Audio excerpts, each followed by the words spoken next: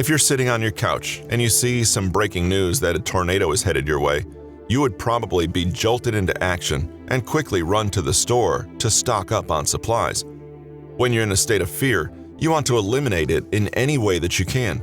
Buying things can sometimes do that. Fear in advertising captures a sliver of a jolt of fear to make you purchase, and it's nothing new. The origins of this strategy are typically pinpointed to a 1950s Listerine ad for mouthwash. Prior to that point in time, the market for mouthwash simply didn't exist. Bad breath was what it was, something that was taken care of with regular flossing and brushing, and there was no stigma surrounding it. Like many things, it was just an aspect of being a human being and wasn't thought to be particularly important one way or the other.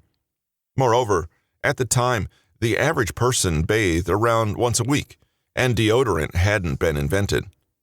Laundry certainly wasn't done on an incredibly regular basis, and people had limited wardrobes. Bodily odors were an accepted part of life. What was the purpose anyway, if you brushed and flossed? For all intents and purposes, mouthwash wasn't something people were asking for and didn't feel that they would need. So, Listerine invented a reason for people to want, nay, need mouthwash based on fear. Below is how their ad read. Jane has a pretty face.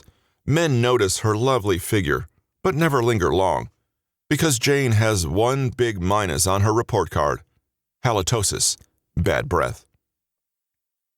The advertisers pioneered the fear-based approach by showing Jane, who was repeatedly rejected and scared of dying a lonely spinster because of her offensive breath. The advertisements focused on how scary the effects of bad breath were and how much they could negatively affect Jane's life. Even though she was beautiful and lovely in every other regard, this one factor could ruin her romantic prospects. Listerine made bad breath a debilitating disease to which they had the sole solution, and it worked to perfection.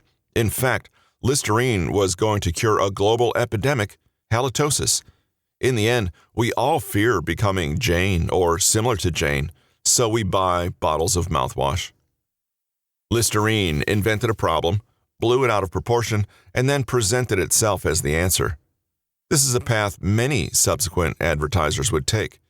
They wanted to position themselves as the path to safety and security from fears that they shoved in your face, and when fear kicks in, human rationality is thrown out the window almost completely. When you're faced with an incoming tornado, you don't stop to think about prices of discounts, you just want to find the solution as quickly as possible. There's sudden urgency, and among the rush, money is no object. This is the perfect storm for advertisers. A similar example of creating a fearful problem and presenting your product as a solution is how the cleaning products industry has blossomed in conjunction with widespread knowledge about bacteria, germs, and infection. Not much has actually changed in the world, but people are now generally convinced that antibacterial soaps, lotions, and sprays are necessary for cleanliness and sanitation. Did the cleaning products industry create this frenzy, or did it merely capitalize on it? In television commercials, bacteria and germs were presented as miniature demons that would infect your home and spread filth and doom.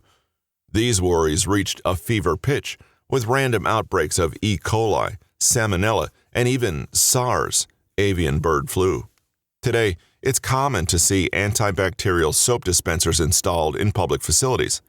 Again, a threat was invented, and the advertisers had the solution. Buy my product and sleep easily at night, knowing you aren't subject to bacteria and germs. Bob Ehrlich, who helped launch the best-selling drug for cholesterol, Lipitor, stated, "Consumers remember basically one thing and one thing only, with the implication being that customers will only remember what they find scary." The unspoken fear of not a global pandemic, but of miniature outbreaks of these invisible minions in your home was all that people needed to pull the trigger on buying more soap. Fear is a powerful salesperson. Fear is one of the most primal and powerful emotions, and while this isn't without its benefits, you can see how it can be used to circumvent logic and analysis. Fear puts the priority on self-protection, eliminating threats, and acting with urgency toward perceived danger, and asking questions only after the fact. Threats can come in physical, psychological, financial, or even social forms, and advertisers have to choose one to focus on, amplify, and present themselves as the solution. Let's suppose you want to sell computers. What are the fears you might be invoking to create a small sense of panic? In other words, what are the worst versions of the negative consequences that could ever occur if you didn't own a computer? You could be jobless. You will be a social pariah. People will think you're stupid. You'll miss all career and social opportunities. You'll be seen as unsophisticated and clueless about the world. Now, none of those are true, but it's a matter of painting a picture of despair where having a computer is the sole salvation, and suddenly people's wallets will open. What could your potential advertisement for computers sound like if you want to use fear-based advertising? Something like the following. Jimmy is amazing and smart, but no one knows it because he doesn't have a computer and can't communicate with anyone. He's generous and kind, but he can never get a job because he doesn't know how to use a computer. The jail cell is where he's headed. Buy Acme Computers. It's the key to avoiding poverty. There's a final fear that advertisers like to capitalize on, the fear of missing out. Not all fear-based advertising is about the end of the world, but rather it can be about how good your life can be and what you're not taking advantage of. Here, advertisers don't create a problem and present the solution. They create an ideal life view and present themselves as the missing puzzle piece. For instance, if someone wants to sell the same product, a computer, they would make an appeal to how a computer is the key to technology, learning, and increasing your satisfaction with life through connectivity. In either case, fear-based advertising can make people act uncharacteristically because when people are presented with threats, logic leaves them. This is a solution that leaves people vulnerable to the psychology of buying.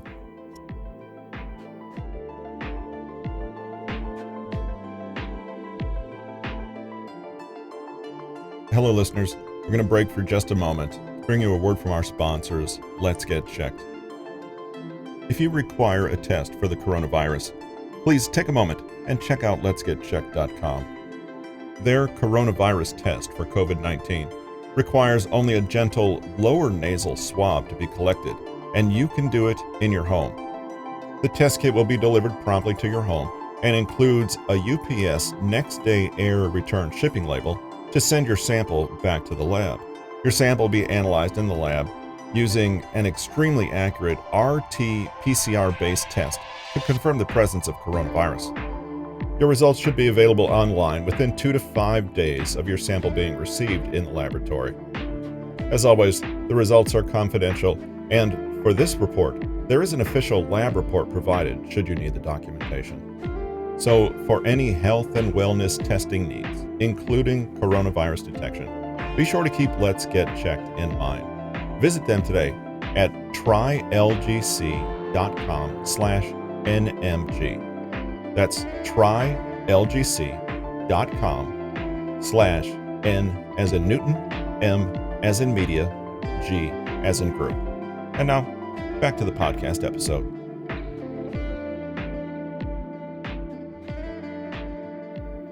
The final piece of the puzzle in psychological sales tactics is the usage of celebrity spokespeople. It's not just the fact that we pay attention when we see a celebrity we like. We might be compelled to see a movie because our favorite star is in it, but that draw doesn't necessarily extend to products in a supermarket. There are two main reasons why celebrity endorsements are so widespread and effective, and the first one is more conventional and expected. The first reason is simply that sex sells, and celebrities often represent a paragon of masculinity or femininity. Women want to be Heidi Klum, and men want to be with her, while men want to be George Clooney, and women want to be with him. Whoever you are, you're going to be paying closer attention to an attractive figure, which means more eyeballs will be on the watch, cologne, or restaurant they're hawking. It might only be a minuscule increase in the probability of a purchase, but these things add up over time. Sex is one of our very few primitive drives that kept us alive and thriving throughout the history of mankind. Sex and the urge to reproduce, hunger and the urge to eat, and anything else that generally kept us alive and thriving, these are all parts of what scientists like to refer to as the lizard brain. The reason being that lizards are primitive creatures that only have a few things involving survival on their minds. The lizard brain takes over, and it turns toward impulses that suggest or show sex. Overall, this means it's tough to ignore messages and advertisements that hinge upon sex because we're hardwired to search for it and seek it out. When there's an advertisement for cologne that's being sprayed over a tanned woman's body, it might not be the most clear or informative ad, but that doesn't really matter. What matters is you're paying close attention to the sexual aspect, and the cologne itself is an unavoidable byproduct for your attention to fixate on. You might think it's too on the nose or lacks subtlety, but studies by Dr. Jeffrey Lant have been conducted stating that we require 7 distinct touch points, exposures to a product, before we're considered to be ready to purchase. It's indisputable that the more your eyeballs see something, the more they recognize it, mentally catalog it, and eventually want it. Sex has been used to sell since the dawn of advertisements, but one of the first documented and widespread uses was in 1885, when W. Duke & Sons began to include trading cards of the female stars of the era on their soap's packaging. People saw the images and bought the soap to look at the pictures back at home. Did it matter to W. Duke & Sons why people bought their soap? Not at all, so long as the money exchanged hands. There's a small element of gamification here as well, because people were incentivized to collect the trading cards and spend money in pursuit of that goal. You might be asking, what if the celebrity being used in the advertisement isn't sexy? Maybe they're best known for being funny or angry. Surely, that negates the benefits of using their image as a spokesperson. That would be true if the only thing that drew us to celebrities was how handsome or beautiful they were. If that's the case, then why do we like people who are famous in spite of their less than supermodel looks? This brings us to the second reason celebrities are great pitchmen, the halo effect. The halo effect is a psychological phenomenon where if you see a generally attractive person, this is a subjective measure and can be physical, personality-wise, or simply someone you like, you'll rate them more favorably in just about all traits and characteristics. For instance, if you enjoy your best friend's company, you'll be more apt to rate them as attractive, honorable, funny, and creative, even if they're none of those things. The halo effect allows us to project how we feel about a person to the rest of their entire character. Obviously, this is based on an extremely limited number of data points and is overall a bit nonsensical and illogical. Just because you like someone has no bearing on if they are a smart person or not. But as you may have noticed in this book, our brains enjoy leaping to conclusions based on the most limited of information, and it rarely looks back. As you can imagine, the halo effect can rear its ugly head in all sorts of contexts. A teacher may treat an attractive or charming student more favorably, and a supervisor may give special treatment to an attractive subordinate. You may even pick your teammates for a sport based on how funny or good at the piano you think they are, assuming they're also physically coordinated and talented. Because the halo effect means that one good trait is supposed to lead to other good traits, the possibilities are endless. Now, how does the halo effect make celebrities useful to advertisers? If celebrities are famous for one specific trait, we assume that this talent or ability is mentally transferred to other traits, including their taste in products. Our positive evaluations of that celebrity spread to the product itself. We trust the celebrity and their endorsement. We want to experience what they experience. We see them as experts whose leads we want to follow, and sometimes we just want to be like them. One of the most famous examples of celebrity endorsers is Michael Jordan, more commonly known as the greatest basketball player of all time. He was also instrumental in taking the fledgling shoe brand at the time, Nike, to worldwide prominence, as well as pitching for Wheaties, Hanes, and Gatorade, among others. People knew him as an amazing athlete, but why were we taking his advice on underwear and cereal brands? There's no logical reason he should have better taste in those arenas. Yet the halo effect makes us subtly assume that the options he pitches are good, decent at worst. Be like Mike. Awareness of the halo effect may not inoculate you from its effects. Being sold to is truly a deceptive art, and advertisers are rarely trying to sell you on the features of a product. In fact, that's probably a good rule of thumb to observe. If an ad isn't about the features of the product or its literal performance and quality, then it's probably trying to tug on a psychological heartstring. The psychology of buying speaks to human desires and fears. You aren't buying a product, you're buying life improvements or avoidance of pain. That's something we'll all pay for.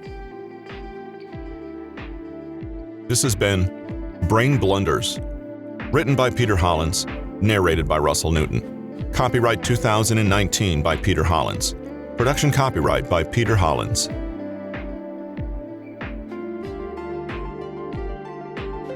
Hello, listeners.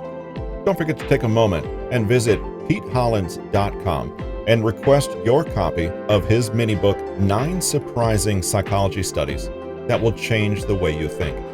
Through this mini book, you can learn to analyze people better, think more clearly, and understand subconscious triggers.